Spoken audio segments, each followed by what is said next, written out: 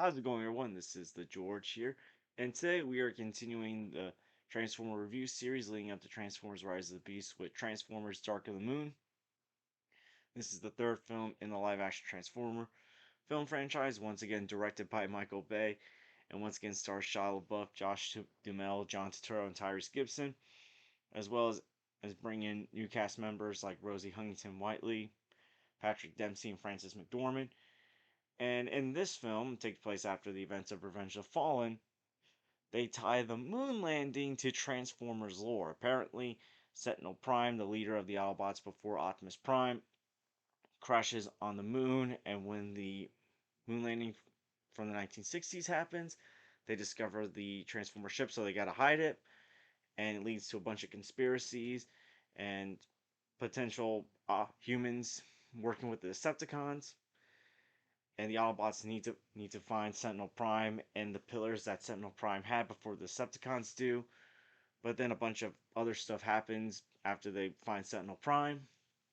So with this film, this is where you saw Michael Bay and the crew try after Transformers: Revenge of the Fallen was a huge mess. Michael Bay didn't admit that that film was crap, and based on the interviews, they were all trying really hard to make a better Transformers film than the previous one.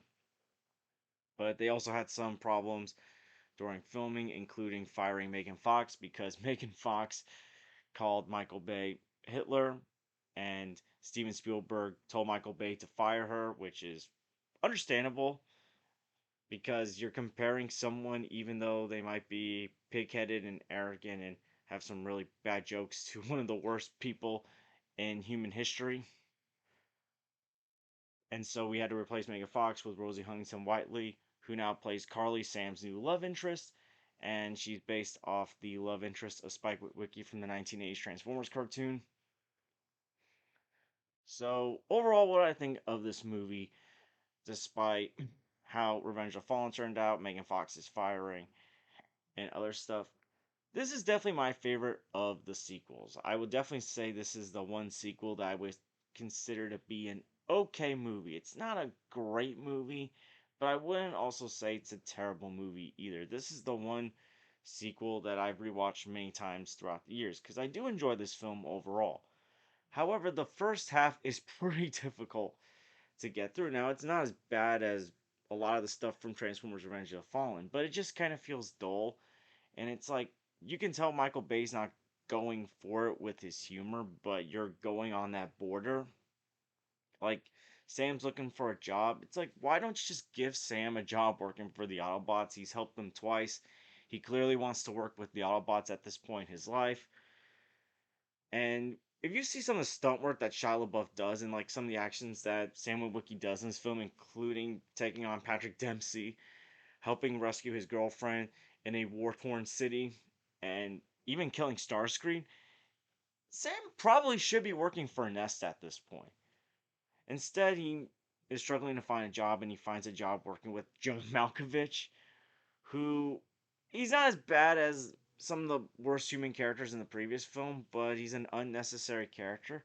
Like that's what this film has. It has a lot of unnecessary human characters. Like Ken Jeong plays this character Jerry Wang, who calls himself Deep Wang because he knows stuff about the Decepticons and the humans and the moon landing.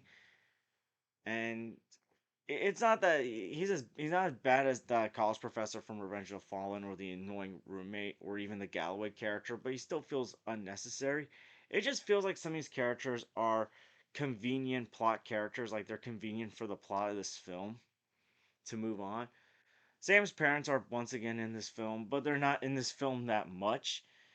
And of the two scenes that they are in this film, the last part they're in is actually a decent scene when Sam's mom's giving advice to Sam about his relationship with Carly. Now, as far as Rosie Huntington Whiteley goes, this was her first acting performance, and she wasn't terrible. I mean, there's one thing I will say about the previous film is that Megan Fox gave a decent performance, and the character Michaela was obviously missed in this film. But at the same time, she wasn't the worst thing about this film, Rosie Huntington Whiteley. She wasn't a completely useless character either. Like there were other human characters that I would have cut out in this film. Like Patrick Dempsey, like why I get it. There's been human villains in Transformer cartoons, and he's like the human antagonist. But it feels like he's in this film not just to be a human antagonist, but also to be this plot device that's involved in this love triangle between Sam and Carly. Like there needs to be a character that Sam is jealous about because he's rich. He's got all this money. He's getting her an expensive car. He's nicknaming her the Duchess. Just unnecessary characters. Some of them. Frances McDormand's character is the new government character in this film. She's a lot more tolerable than that Galloway character, but she looks down at Sam many times in this film, and at times is proven wrong in this film. John Turturro is also in this film again, and I don't mind John Turturro's character in these films, but if he felt unnecessary in this film. I mean, I like the progression that his character goes through in these films from being an antagonist to the Autobots in the first film to in this film being an ally and big supporter of the Autobots. But at a certain point in this film, the character gets hurt and he's reduced to being on the sidelines, adding commentary while watching the big battle happening in the city. If there's any human characters that did anything in this film, it was Sam, Lennox, and Epps. Shia LaBeouf, Josh Duhamel, and Tyrese Gibson were the saving graces as far as human characters go. Just in these movies in general, I actually like Shia LaBeouf in these movies, and I thought he gave a much better performance in this film than the previous film. I just wish we didn't need to see him looking for a job. He should have just been working with Nest. It's great to see Lennox and Epps again. They're two of my favorite human characters in these films. As far as the Autobots go, they definitely utilize the Autobots a lot more in this film than the previous film. A lot of the new characters in Revenge of the Fallen, though, are not in this film. The only one is Sideswipe. But we get some new Autobots in this film, and it feels like they do more in this movie. Like, you have this new character named Dino, you have this other new character named Q, who in the toy line's called Wheeljack, but he looks like Albert Einstein. You have these Autobots called the Wreckers who talk a lot but get stuff done. And then you have Sentinel Prime, voiced by Leonard Nimoy. And obviously, this isn't the first time Leonard Nimoy's done a voice in a Transformers movie. He voiced Galvatron in the 1986 film. And I thought he was very good as the voice of Sentinel Prime.